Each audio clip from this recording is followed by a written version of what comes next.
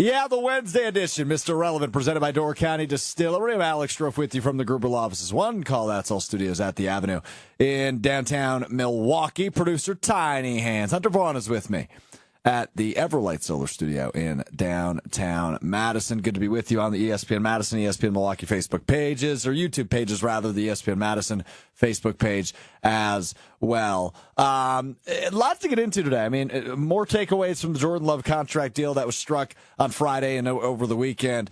Jordan Love back at practice. Practice 8 for the Packers today up in Green Bay in like 88-degree weather, so warm one for the Packers up at Ray Nitschke Field. We have a couple takeaways, a couple video clips to look at from all things training camp, as training camp continues up in Green Bay, and we inch closer and closer to the NFL season here on the final day of July. Tomorrow, August 1st, first NFL game. Hall of Fame game tomorrow, Texans-Bears. You will not see C.J. Stroud. You might see Caleb Williams. I haven't seen any reports on whether or not he will play for the Bears tomorrow. I hope that's the case. Would love to see Caleb Williams just struggle in the Hall of Fame game, because could you imagine what we're going to be talking about on Friday's show? It ain't going to be about Jordan Love. It's going to be about Caleb Williams and whether or not he stinks. So hopefully that happens. We will be watching the Hall of Fame game at Dave & Buster's for the ESPN Wisconsin Fantasy Football Draft, the Mr. Irrelevant League. Looking forward to that. Hunter will be there. I will be there with a bunch of fans and a bunch of other ESPN Wisconsin personalities. Every show has a league, is my understanding. So there's a Mr. Irrelevant League, there's a KBN League, there's a Wildy and Tausch League, there's a Jim, Matt, and Molly League, and we're all going to be hanging out at D&B's. So eat, play, drink. Is that what it is? Eat, drink, play, Hunter? What's the slogan for Dave & Buster's? Eat, drink, play, right? I think so. I don't know. I feel really bad. So, I should know that. I think it's eat, drink, play. And why I know this, and I don't know if I've ever told you this story, was I went through a breakup a couple years ago, and the Dave & Buster's in Green Bay, right up the road from Lambeau Field, had just opened. So to celebrate, I guess, the breakup several years ago, my brother took me to Dave & Buster's. I think I was like 21 at the time.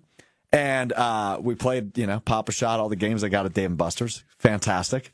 I won a gold necklace on it that said eat, drink, play. And it was much too small for my neck, but I wore it every day for like a week, and then I ultimately lost it in Stevens Point somewhere. But I had an eat, drink, play necklace. It's the only time in my life I've ever worn a necklace. I've never been a necklace guy. I've never been much of an accessories guy to begin with, right? I don't wear rings. I've never worn necklaces other than a watch. I don't wear bracelets or anything. So there you go. Never been an accessories guy. But that eat, drink, play gold chain, that thing was pretty sick.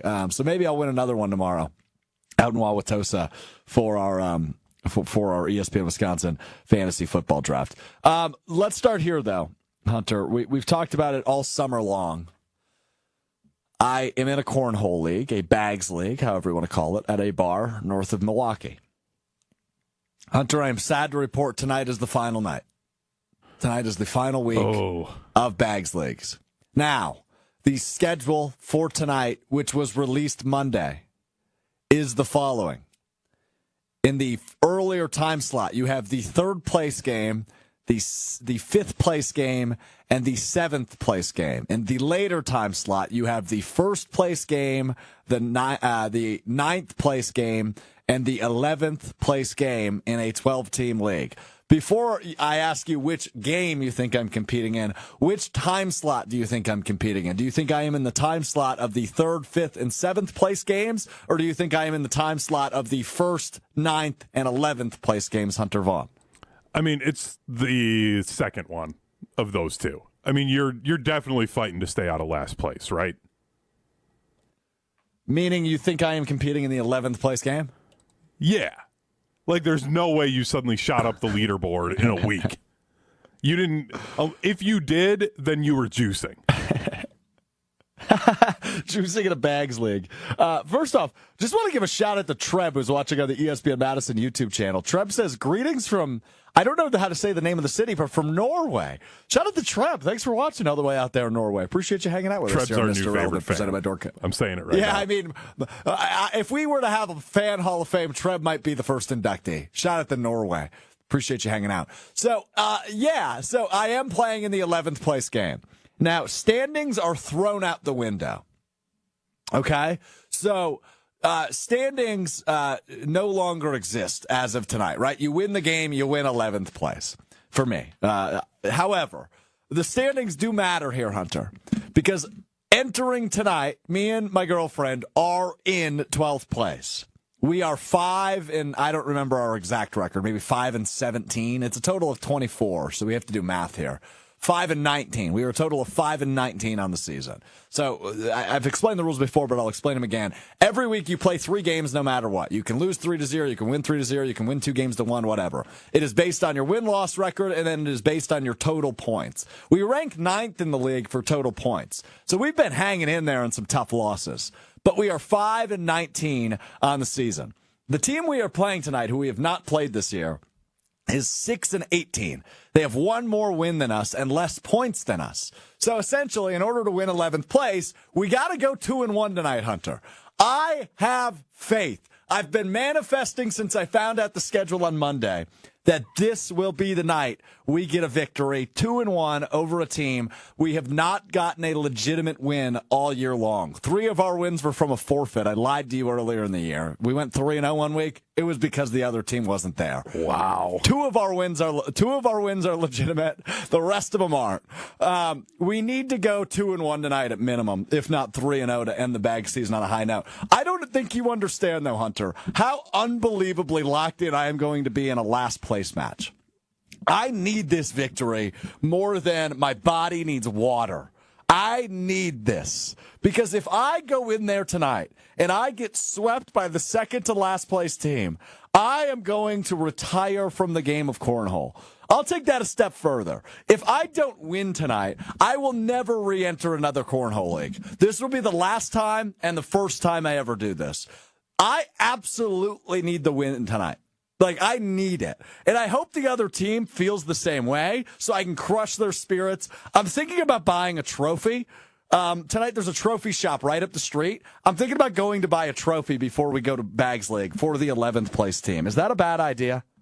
Yeah, I wouldn't be trying to bring any of that karma into it. My first concern, though, is your girlfriend as into this match as you are? Because if she's not, that could get a little excessive and might cause some friction.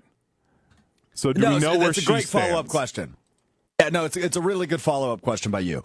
I have convinced her, I have talked her into being as invested as I am. She is ready to talk some smack and sink some bags. So we are getting after it tonight. Tonight is the night we get a victory. I'll report back to you on Friday with how that goes. I'll be rooting for you. I hope it goes well for you. I'm a little concerned about your team's defense. If you're sitting up that high on points, are you able to stop the other team? Because that's what wins playoff games, is getting stops late. Well, we got smoked the last few weeks by the first place team, both teams in the third place game, and a team in the 5th place game. So our last month and a half, we've played some tough competition. I think we're ready for tonight. We played the best. Now we're playing the worst. We better win, dude. Seriously, I will be devastated if we don't get a W tonight. So, anyway. All right. Let's talk Jordan Love. Jordan Love, reportedly, he's got his mojo back a little bit out at Green Bay Packers practice. This video from Rob Demovsky injected into my veins, man. Our friend Rob Demovsky, friend of the show from ESPN. Here's a hookup between Love and Musgrave, Luke Musgrave, the second-year tight end, who hasn't been getting a ton of love here this offseason, right? The storyline has consistently been about the wide receivers and how good they are. Hunter, I just want you to throw up the video of Luke Musgrave making the sick catch. It's a one-handed catch from Jordan Love at practice yesterday. It is an unbelievable grab from Musgrave. It's Odell style as he tiptoes the sideline. And it just looks like he's ready to, like, prove he can be a legitimate tight end in the league. I've mentioned this before, but I think it's worth bringing up, which is, like Sam Laporta was the rookie tight end last year who blew everybody's socks off for the Detroit Lions, Sam Laporta. And I think Laporta, with how great of a season he had, and I'm not knocking him in any way, he's a really good tight end. He's going to be for many years, assuming he's able to stay healthy, and hopefully he's able to stay healthy going forward. But with what a great season he had, it completely overshadowed what the Green Bay tight ends did in their rookie season. Between Luke Musgrave, who we just saw, and Tucker Kraft, the other tight end, like, the Packers have some really nice pieces at tight end. And I think that gets overshadowed quite a bit. And I'm excited to see the year 2 jump for Luke Musgrave. Like, the reports have been good on Tucker Kraft through 8 days of practice, but Luke Musgrave legitimately getting a lot of praise, as has a couple other guys in the receiving corps. But what you have to remember as a Packers fan is the embarrassment of riches around Jordan Love. And I've been told, we talked about it a bit on Monday's show, I was a little negative when it came to the Jordan Love deal, just because I kept pointing out what happened in the first half of the season. But we have to paint with a broader stroke, right? Like, we have to paint the full picture when it comes to my negativity. Love isn't the only reason Love wasn't great in the first half of the season. The playbook was condensed. Matt LaFleur didn't trust the skill position players around Jordan Love, so the playbook was just smaller, right? The receivers hadn't taken that next step quite yet. The tight ends weren't ready for it yet, right? Like, tight end is one of the hardest positions to master in the NFL. And as a rookie, when you're a starter, you're blocking, you have to understand the assignments, you have to understand the route running. It's a lot on your plate. So the good news here is, with the Love deal and with going into 2024, is you're going to have second half playbook, right? Like, you're going to have total buy-in. You're going to have guys, knowing what they're doing week 1, where you didn't really have that a year ago. So that is the positive spin on everything, is this is going to be a full-blown Matt LaFleur offense week 1 of the season rather than week 10, when it really transitioned to that, or maybe week 9, whatever it was last year. Whenever they played Pittsburgh, I think was kind of the turning point we all look at. So that's the good news, right? And Luke Musgrave is just one of those many pieces offensively that Packers fans are spoiled with going into this season that is just phenomenal, right? Like, is ready to take a year 2 jump. So I'm really excited to see what happens with those 2 tight ends, Musgrave and Kraft. I think both of them have super bright futures in the NFL, and Musgrave looks like he's taken that step here in the offseason. And that video is just like, that's what training camp's all about, baby, right? Like, seeing a clip of Luke Musgrave making a sick one-handed grab with no defenders around him. That's what we react to, because we're Packers fans. Stuff like that's exciting. The offensive great problem to have, though, for the Packers is really awesome, though, Hunter, right? Like, I imagine, I don't want to say you're jealous as a Cowboys fan, because I don't think you are, but because you have some really good pieces on your offense as well, right? And CeeDee Lamb getting a new deal allegedly. So, yeah, I mean, but the Packers, I mean, they are in a wonderful position. It's a wonderful problem to have when you have the embarrassment of riches like they do. Yeah, and the thing that is going to be, I think, hard at times for Packer fans is going to be the fact that because they have this embarrassment of riches, you're not going to see somebody like Luke Musgrave have stats for maybe 2 or 3 weeks the way that you would expect him to. And then all of a sudden he'll explode for a game. And then he's going to disappear. And that doesn't mean he's not doing things well or correctly. It just means that, other guys are getting open. Other guys match up better against whoever they're playing. So I think that's going to be the hard thing. And it's almost like, I almost want to challenge Packer fans that going into this year, if you're worried about a guy, watch them specifically for a week. Like, if you feel like Jaden Reed has disappeared for a week or 2, watch him and what he might be doing. Just lock in? Yeah, because he might be doing other things that are actually helping other guys get open. Because he's pulling defenders in on an underneath route, and then you've got Romeo Doubs over the top of it, or something like that. So that's where I think this offense is going to be really hard for fans, because you're not going to have just one guy getting a boatload of targets all the time. I don't know if I'd be as firm in that as you are, because we've talked about it a ton, and we can have that conversation here, Hunter, before we get to a quick break. I imagine somebody's going to take that step, whether it's Romeo Doubs, who got the highest Madden rating of every Packers wide receiver, whether that's Christian Watson if he's healthy, I imagine somebody's going to end up being that quote-unquote security blanket for Jordan Love, who will get a boatload of targets. Jaden Reed, I think, is a good option for that. But when you have, I keep using the term embarrassment of riches that the Packers do offensively, maybe you're right.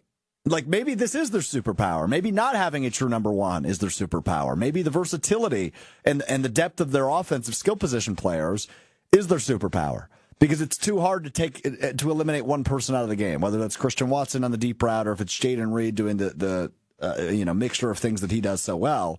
Maybe that is their superpower. I think we're going to have a very early indication now of which part is true, because maybe through 4 weeks, Romeo Doubs is leading the league in receptions. Like, I don't know that I'd be shocked by that.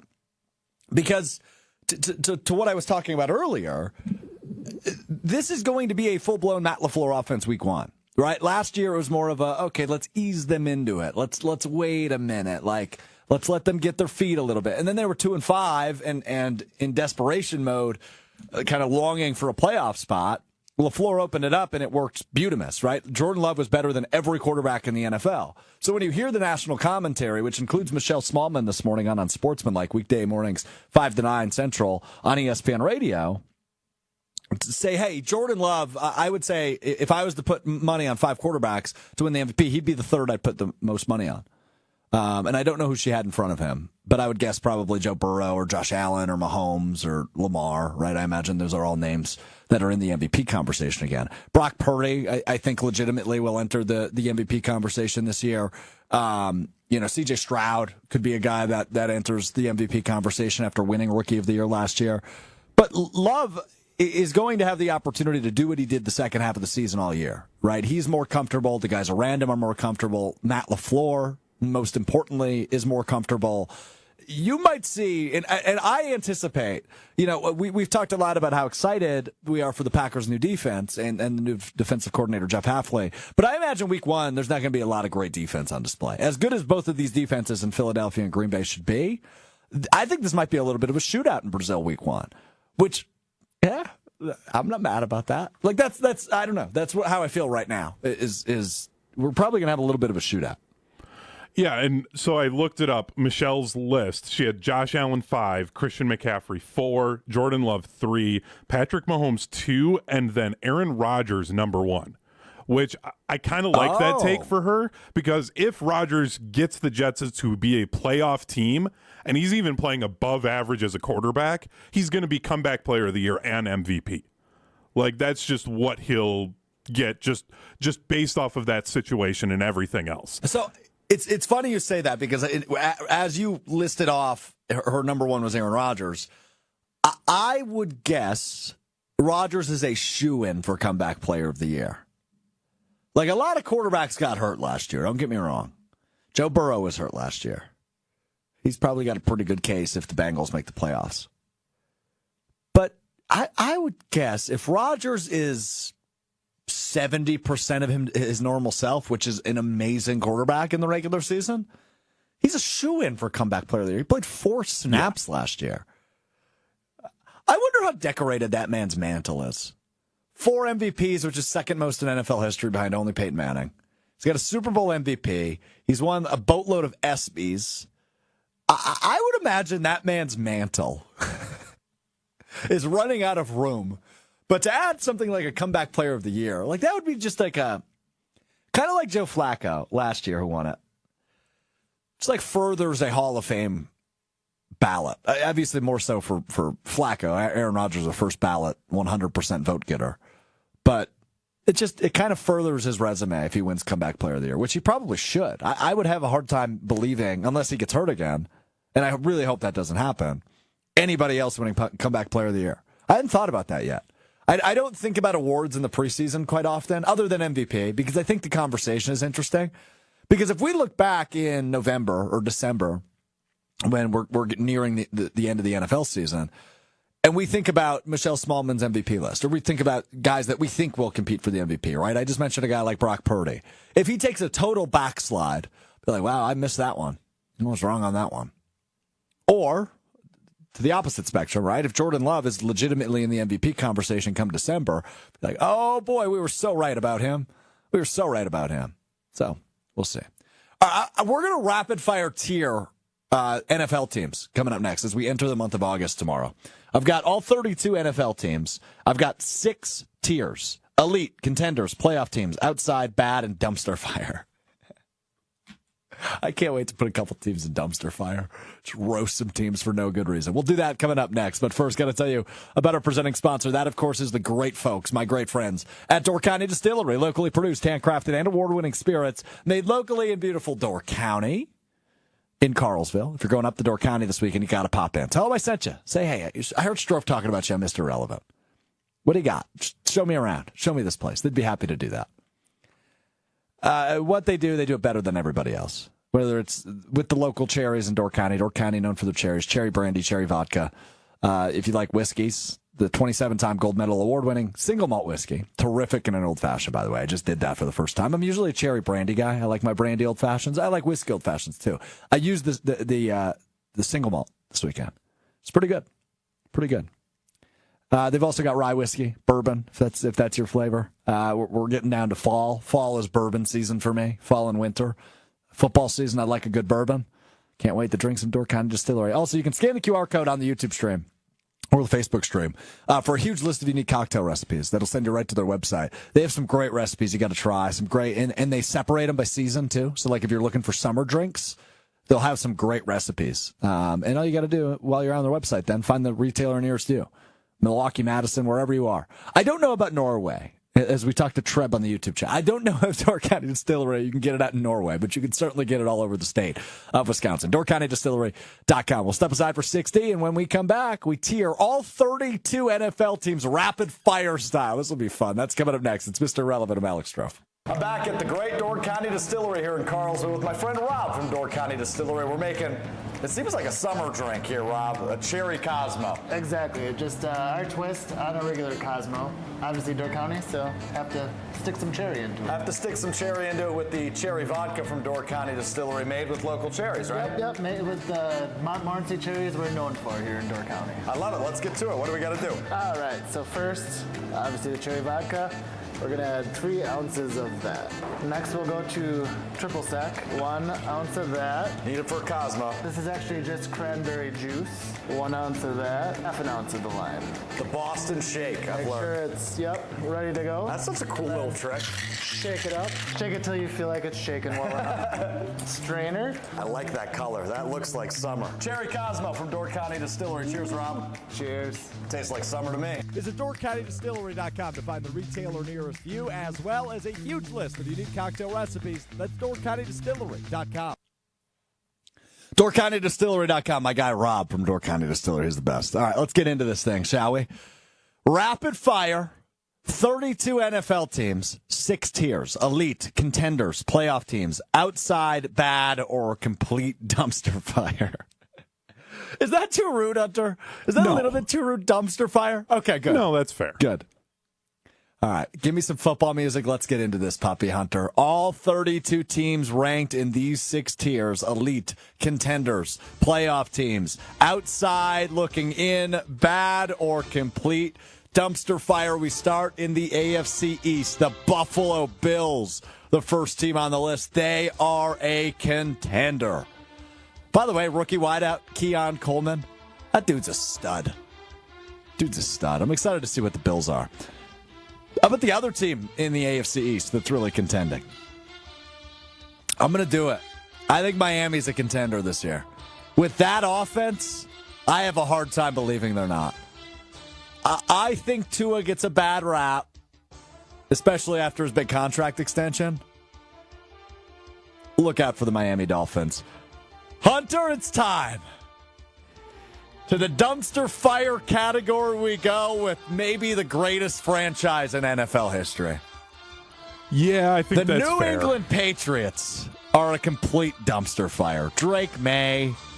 I'm rooting for Gerard Mayo, but they're going to stink this year. I think they might be the worst team in the league. Like, they might win 2 or 3 games. Yeah, and I've seen a few early reports that Drake May, not quite the prospect they maybe thought he was, and struggling to pick up what an NFL offense is. So that's going to be tough for them if that's true. That does not shock me. Let's go to the New York Jets to round out the AFC East. I don't think the AFC East is getting 3 playoff teams. I would like to see Aaron Rodgers in the postseason in the AFC just because it's so stacked. But I think they're going to be on the outside looking in. Probably like a 9-8 miss the playoff situation for the New York Jets and Aaron Rodgers. Let's go to maybe the best division in football, AFC North. The Baltimore Ravens with the reigning league MVP, Lamar Jackson. I still think they're a contender. John Harbaugh is a terrific NFL head coach. Lamar Jackson is a terrific NFL quarterback coming off the AFC Championship game loss. I think they're a contender. Cincinnati, I think, is a playoff team. If they really pick it up in the back half of the year, maybe they could be pushed up to contenders in the AFC. But I think they're probably just a playoff team this year. And Kansas City probably still has, well, I guess Cincinnati's really had their number, but I think Kansas City's still the better team. I will put Cincinnati in playoff teams. Cleveland on the outside looking in. They're better than you think they are, but they're probably not quite that good. I think they're right along where the Jets are. Probably like a 9-8 team, just not going to crack the postseason. Same with the Steelers. Mike Tomlin doesn't lose ball games, baby. He's a 9-8 consistent guy. I'm intrigued to see what the Russell Wilson / Justin Fields era brings in Pittsburgh, just because those are two guys I've watched closely for obvious reasons.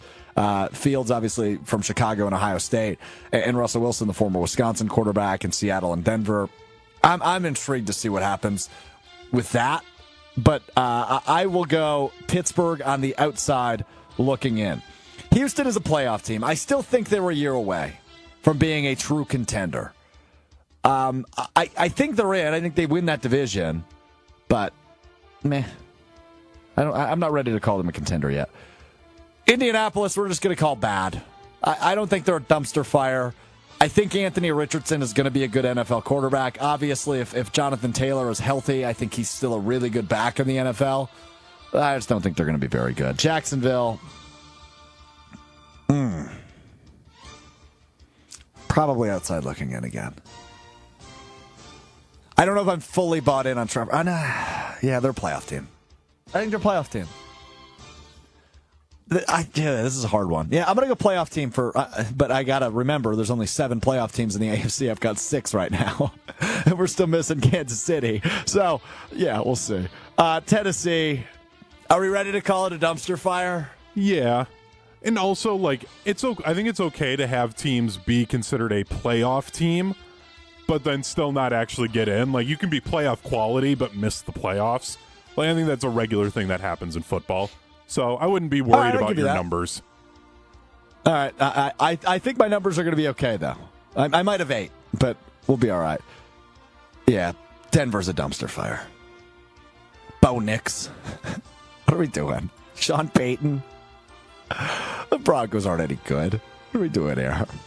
Kansas City, I mean, they're back-to-back Super Bowl champions. Where else am I going to put them? They're elite. The Raiders probably not dumpster fire bad, but they're bad. Who's their quarterback? Do you know the answer? Are they going Aiden O'Connell this year?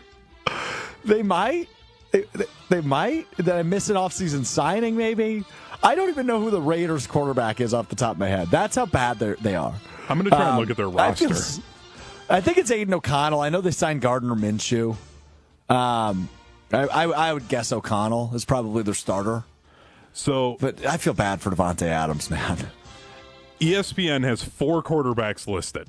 We've got Aiden O'Connell, Gardner Minshew, Anthony Brown Jr. from Oregon. Do you know who? I was going to say, do you know who that is? I don't know who that is. No idea. And then Carter Bradley from South Alabama. So it's Aiden or Gardner. Carter Bradley, bringing up the rear. That is a quarterback name, though. I'll give him that. It's either like an outside linebacker name or a quarterback name. Carter Bradley. Yeah, I'm gonna have 8 playoff teams. I think the Chargers crack in the first year under Jim Harbaugh. Despite the lack of wide receiving depth, they have no receivers. It feels like Austin Eckler's a commander now. I don't know what they're doing, but I trust Jim Harbaugh and I trust Justin Herbert. It's as simple as that for me. And they've got a pretty solid defense. Khalil Mack had a really good year last year. I put the Chargers as a playoff team. Let's go to the NFC. The first team up in the NFC, Hunter, is the Dallas Cowboys. They're a playoff team. Yeah, I don't think they're a contender. No, they're not. I don't think they're a contender. I'm ready to do this, I think. They might just be bad, but I'm ready to call the Giants a dumpster fire. I don't trust anything happening over there. They lose Saquon Barkley. They pay Danny Dimes $40 million a year to probably not be their long-term solution at quarterback. Amongst other things, they're horrible. Dumpster fire. Philadelphia is a contender. Down year a year ago at the back half. They started 10-1. It was all downhill from there, and they make an early exit from the postseason. I think they come back with a vengeance. I don't know how much I trust Nick Sirianni, but I do trust Jalen Hurts as one of the better quarterbacks in the NFC. I think Philly gets back to competitive level with the addition of Saquon Barkley, with some really good defensive additions in the draft this year, including Cooper DeJean, Packers fans' favorite. I think Philly's a contender. I think they're going to be really good this year, once again. Washington probably just bad. They could be a dumpster fire. I like Jaden Daniels a lot, but it's hard to trust a rookie quarterback starting week 1, and I think Jaden Daniels will do that. See, I think they're just going to be bad. I don't think they have the stink of Dan Snyder off of them yet, so I think they're a dumpster fire. That franchise, like, for all the crap that people give the Cowboys, like, at least they can get into the playoffs or be in that conversation consistently. Like, yeah. Washington is bad. That is a terribly run organization. It's going to take forever for them to fix it. They're a dumpster fire. Okay. I'm going to keep them at bad, but the term, they don't have the stink of Dan Snyder off of them yet. I like that. It's good by you. I'm going to keep them at bad, though. Let's go to the NFC South because I just think we're going to do a lot of this. Bad Atlanta. Dumpster fire Carolina. Outside for New Orleans. And one of those teams has to be in the playoffs. I still think it's Tampa. I like Baker. I'm higher on Baker Mayfield than most people. So I will go dumpster fire for Carolina, bad for Atlanta, outside looking in for New Orleans, playoff team for Tampa Bay. No more commentary necessary. The NFC West is interesting to me this year. It really is. I think the Rams are on the outside looking in.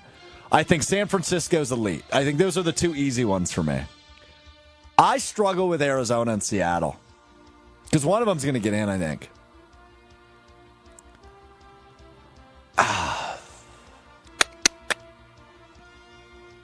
I don't think they're both in. I think one of them's in. I'd go Seattle. And I wouldn't. Oh, like I'm higher on Baker than most people. I'm higher on Arizona than most people. I don't trust Kyler Murray at all. Like, I don't if trust him as healthy, far as I can throw him, and I'm sure I can season. throw him pretty far. But like, yeah. But that's just mean. But like, come on, Strouf. Like, the fact that there were even actual stories about their issues with him playing too much Call of Duty as an NFL quarterback. Okay, first off, you and I both know that story was completely blown out of proportion because it was hilarious. But it's still, that story doesn't come out about anybody else, and 85% of the league is playing Call of Duty. But then the fact that the starting quarterback for an NFL team is the one that story comes out about. That story's 2.5 years old. It's not good. It's still not a good look. It's still bad. I don't trust them. I think it's crazy to trust them just because they got Marvin Harrison Jr. And that's not just because, right? Like, I think That's a big Arizona, part of it is a part of it. But, I mean, I think they are a solid team who just needs consistent quarterback play, and they're a playoff team. I think the addition of Marvin Harrison Jr., of course, is a good one. I think James Conner is maybe the most underrated running back in all of football. He is a pretty darn good running back. If Kyler stays healthy, I trust that. I trust their offense. Defensively, they've got some names you would recognize, but like nothing to write home about. But I think you'll have some stars come out. Max Melton, Bo Melton's little brother, was drafted by them. He'll be a starting quarterback for them. Sean Murphy-Bunting is the other corner there. Budda Baker, of course, the safety, is in Arizona. So, I mean, like, they've got a pretty solid defense. And I think Kyler's going to shock some people. I think the Kyler commentary is going to take a turn this year. And I will put Seattle as well on the outside looking in. I think that's one of the more... I think the AFC East, the NFC North, and the NFC West are probably the most intriguing divisions in football this year. I would say those three above the other five. Are probably going to have the best football. I think Arizona's a football or a playoff team this year. Maybe that's my hot take here, is I think Arizona's going to make the playoffs.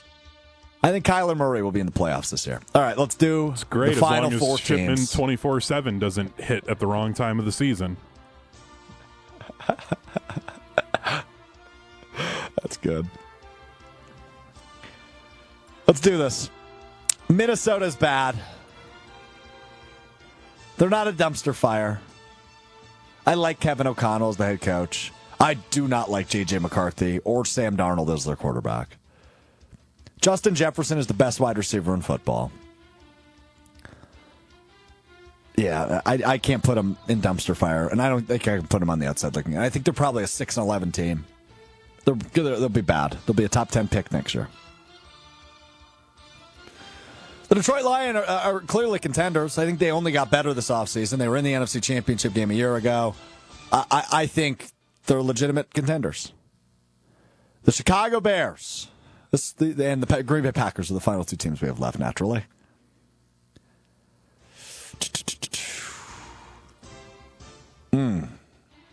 I need a moment. This is where we need to take a quick team timeout. I actually know what I'm doing with the Packers, but I'm trying to keep them for last. You want to put the Bears as a playoff team, don't you? I sure do. Yeah. I sure do. They deserve it. Yeah. Yeah, they do. Unless Caleb Williams is a complete train wreck, I think they're a playoff team. I have a hard time believing they don't win 9 games and get in. I don't think the NFC is that strong, right? I mean, look at the teams right now that I have in playoffs or better. Dallas, Tampa Bay, Arizona, Chicago, Philadelphia, Detroit, San Francisco. So that is 7 teams, and I will be adding an 8th because the Packers are at least a playoff team. I think I'm ready to call them a real contender, though.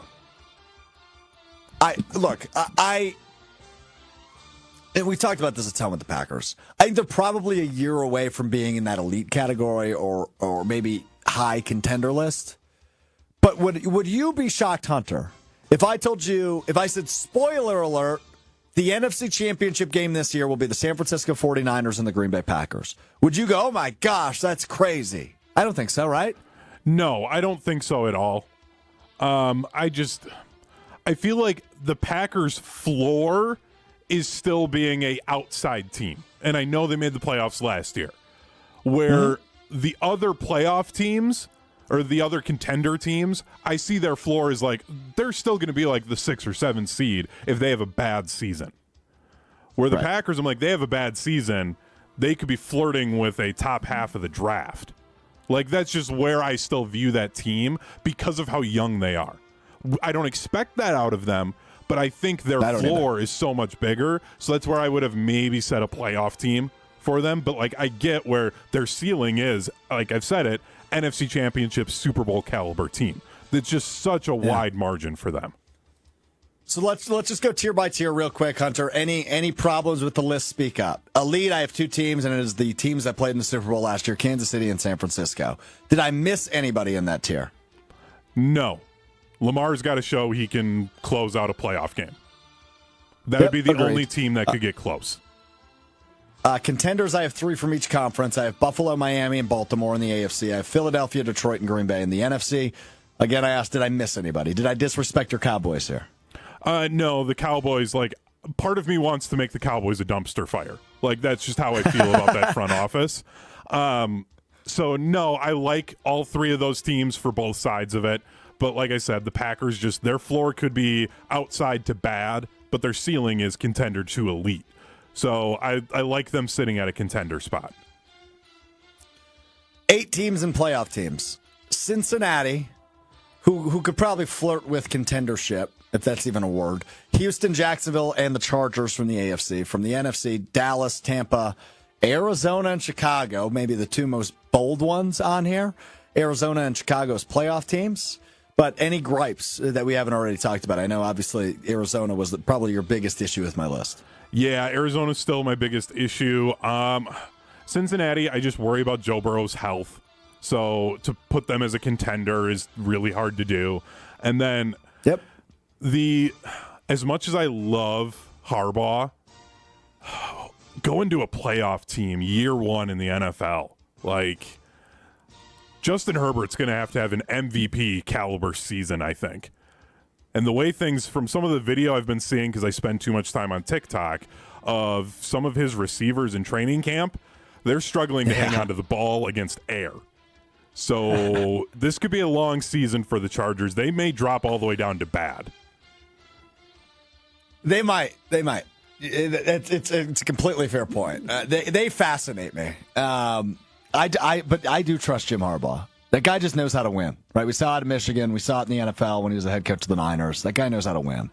And when he's got a good quarterback like Justin Herbert is, and I think we would agree on that, I think he can maximize them. So there you go. And then the rest of the tiers, I don't really think we need to comment on. Maybe no. the Jets. No, the Jets, I think they'll be outside as long as Aaron Rodgers is healthy. The bad teams are bad. The Commanders need to be a dumpster fire, though. Please. Like, I follow the NFC East. I'm telling you, they are a dumpster fire franchise. Thank you. If there was a tier below dumpster fire, I would put them there. So dumpster fire now has 6 teams. It's New England, Tennessee, and Denver from the AFC. It is 2 teams from the NFC East. It is the Giants, the Commanders, and the worst team in football from a year ago, the Carolina Panthers. There you go. That is the quick tiers list that wasn't that quick here on like Mr. 15 Irrelevant. minutes long. I mean, that's only 30 seconds a team. That's not too bad. It's not too bad at all. Man. Brewers don't do anything Tuesday at the trade deadline. They do, however, make a move Monday night after we were done with our show. They trade in division from the Cincinnati Reds for right-handed pitcher, the 31-year-old Frankie Montas. They send out Joey Wiemer and reliever Jacob Junis, as well as cash considerations. And they bring in a new arm to add to their struggling rotation. Not struggling in terms of, hey, they're bad. Struggling in terms of, hey, nobody can stay healthy. Nobody. Shout out to you, Christian Yelich. He's not a pitcher, but he's not staying healthy either. But he's been healthy for the majority of his career. I can't give him too hard of a time for having that back injury. But look, Frankie Montas, he enters as a Brewer with a 5.01 ERA this year. He's a record of 4-8. Nah. This one's more of a high risk, right? When we talked about the Dallas Keuchel trade a few months ago, the former Cy Young Award winner, where they literally traded him for $1. They gave the Seattle Mariners 4 quarters and said, give us a former Cy Young Award winner. That one clearly didn't work out. This one, you get rid of Joey Wiemer. And Hunter, we've been talking for months now. The Brewers have a really good problem in the outfield. They have a lot of good outfielders. Blake Perkins, Sal Frelick, Jackson Chourio, Christian Yelich, Joey Wiemer no longer. As he was in the minors, he was up, I think, for, maybe 10 games earlier in the season. He was doing a nice job in the minors. But there's really just not a spot for him in the majors. So I don't have a problem with them trading him. The Junis trade I don't really understand. I mean, obviously it increases the package for a reliable arm and a veteran arm in Frankie Montas. But I don't know that this really moves the needle on postseason expectations for the Crew now. Like, I don't really view them as a World Series contender. I view them as a playoff team because they still have a 7-game lead or an 8-game lead now? 6. In the NL Central? 6. That's right. That's right. They did lose yesterday, didn't they? Yeah. 6-game lead. Yeah. Yeah. I forgot about that.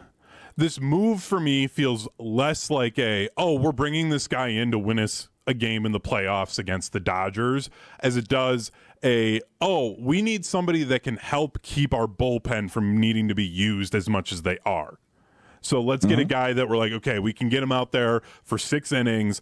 Maybe he gives up 3 runs. We should still be in a spot to be able to win the game. I feel like that's what this move is, to just get them in through the playoffs and win this division and seal things up for the division. So I think there's some fans who feel like any move you make at the trade deadline needs to be a move to push you to the World Series, when in reality you can make moves to try and win your division and just get to the playoffs, and that's more what this move feels like. Yeah, I'm with you. I don't think it really moves the needle a ton, but it's an interesting move. I hope, like, this old cliche in sports, and I said this last night on Brewers warm-up on 620 WTMJ, leading into the Game 2 between the Brewers and the Braves, the rubber match happening right now at AmFam Field. First pitch just happened. Like, I hope this lives up to the old cliche of, like, a change of scenery can be nice for a player. Because ever since Montas, he was with the Athletics for several years, then got traded to the Yankees, didn't really work out there, and then this offseason signed with the Reds. He just really hasn't been the same since the Yankees traded for him. So hopefully he can find a little bit of that magic here as he's traded to a team they're not a legitimate contender in my eyes, right? Like as the Dodgers had an arm from the Tigers like Jack Flaherty. The Dodgers are a clear contender, right? The Phillies are a clear contender in the National League. Milwaukee will be in the race, right? They'll be around. They're hopefully, one of the last 4 teams in the NL standing, and they likely will be. But I don't know that the World Series is good. Unless you catch some random magic like, the Diamondbacks did last year and the Rangers did last year. Maybe you catch some random magic. I just don't view them as a true contender. But we'll see. You never know. That's why you play the games. So Frankie Montas, the newest Brewer, as they had him Monday night. No moves on Tuesday. The Brewers stay still. I listened to Pat Murphy was on the MLB Network this morning, and he talked a little bit about that. And he's like, hey, man, I'm just doing my job. Upstairs is where they make those decisions. I'm just here to do my job. Very, very fitting for Wisconsin's dad, who also talked at length about Jackson Chourio. Really good interview on MLB Network if you're interested as a Brewers fan to hear from the skip, Pat Murphy.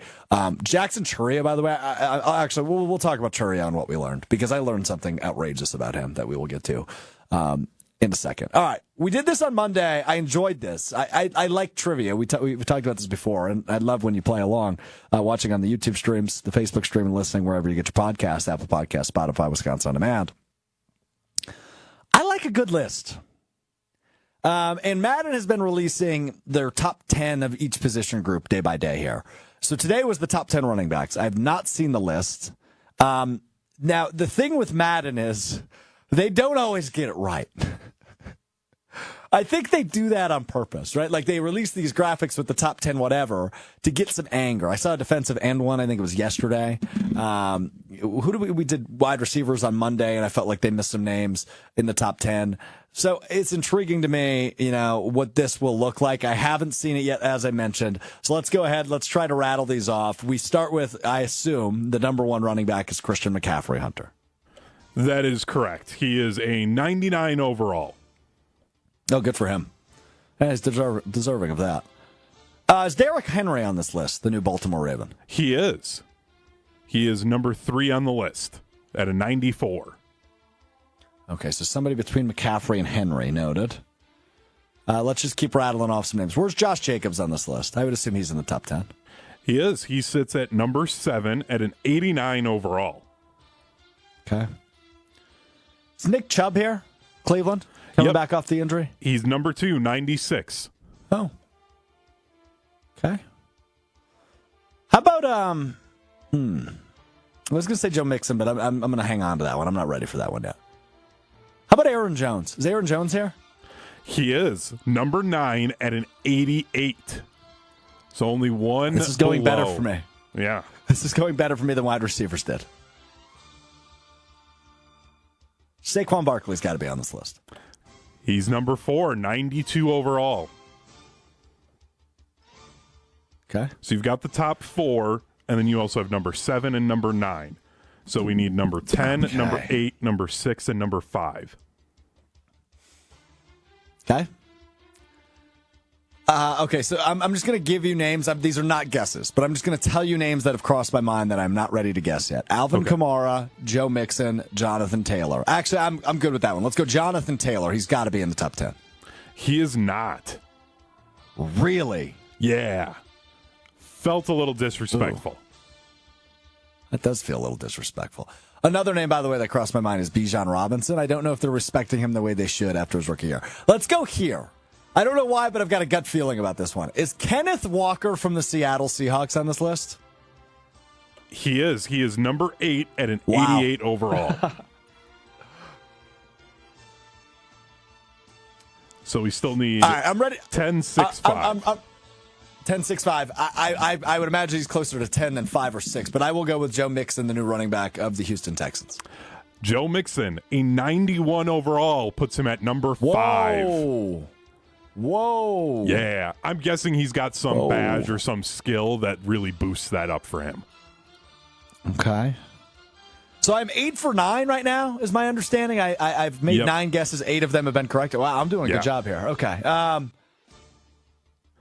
don't know if you're going to get these last 2. Are they bad? Like, are they overrated? They're just not guys that I would think of when I think of the top 10 running backs in football. Is Alvin? So I would assume Alvin Kamara's not there. He is not. Okay, go ahead and tell me. At number 6 with a 90 overall, Travis Etienne Jr. No way. Yep. He's not the 6th best running back in football. Travis I know. Etienne over Jonathan Taylor's disrespectful. I know. That's disrespectful. I know. And then number 10 at an 87 overall, Isaiah Pacheco. Oh, okay. I thought about him. See, that's where I would have thought, like, at worst is where Jonathan Taylor would be. Yeah, I'm with you.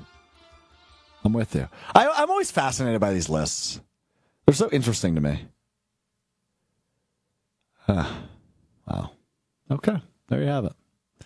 There you have it. All right, as we do each and every show, wrap up with what we learned. Hunter, go ahead. Well, first I have to start with a video from Big Ten football media days. As I was there. Yeah, you were. And I don't know if you were around when UCLA was there, but their brand new head coach. Yeah, Deshaun Foster? I sure was. Yeah. So for those of you who haven't seen this video, it's about 30 seconds long, and these were his opening statements. I'm sure you guys don't know too much about UCLA, but our football program, but we're in LA. Yeah, you are. It's us and USC.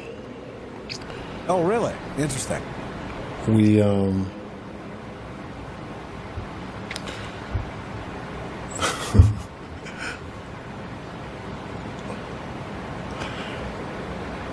just basically excited, really. That's it.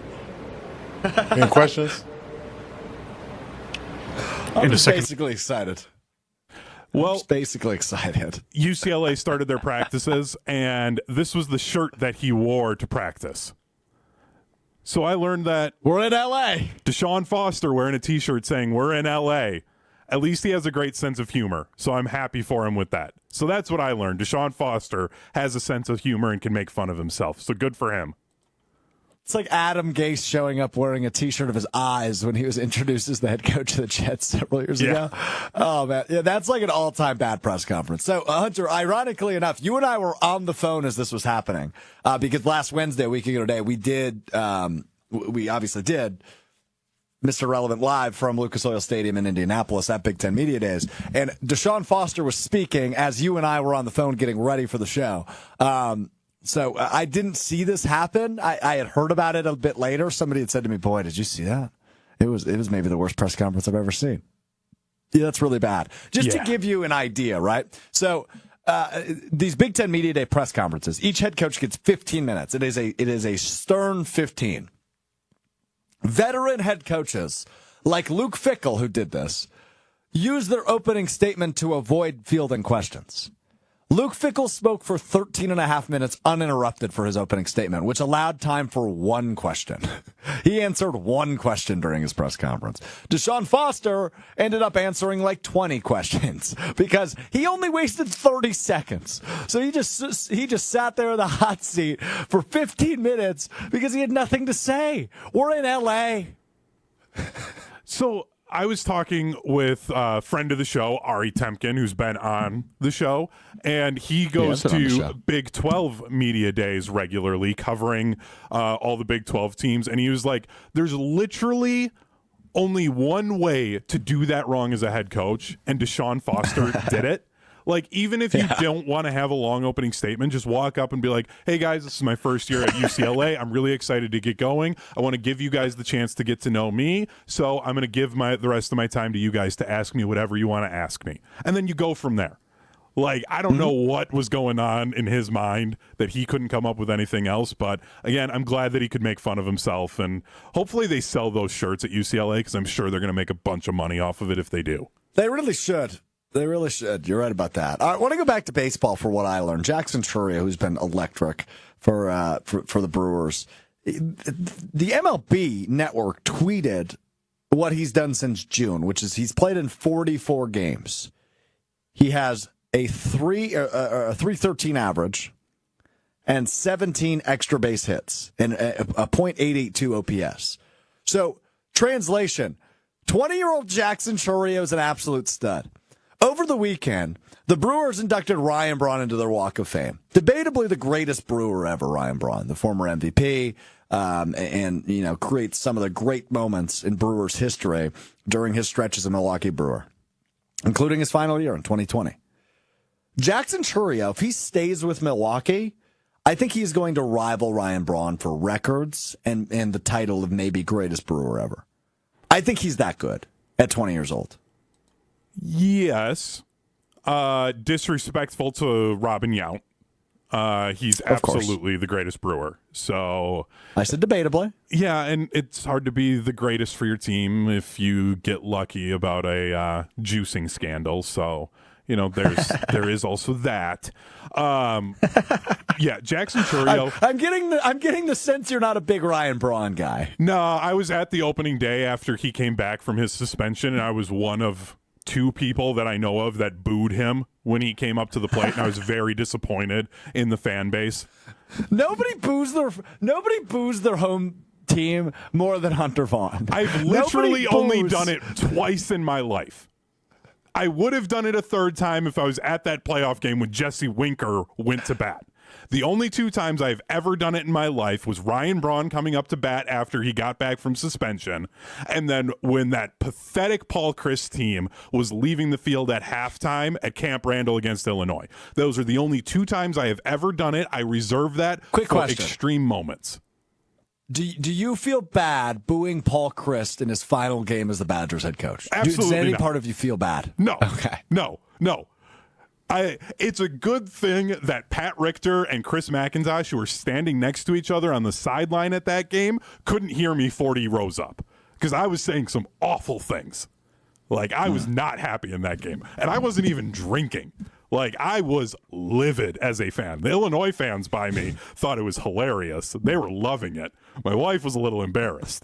But no, like, I have no problem booing players for my team or the team when it is absolutely deserved. Booing Craig Counsell and Jesse Winker in that playoff game, deserved. Ryan Braun coming back and only getting back because of a weird technicality on a steroid test, absolutely deserved.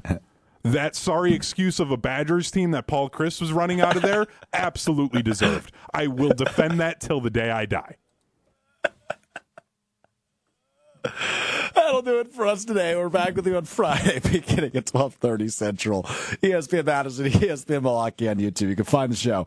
Apple Podcasts, Spotify, wherever you get your podcast. Just search Mr. Irrelevant will be the first result. Mr. Irrelevant is presented by Door County Distillery. We will talk to you on Friday. I'm Alex Strouf. Peace.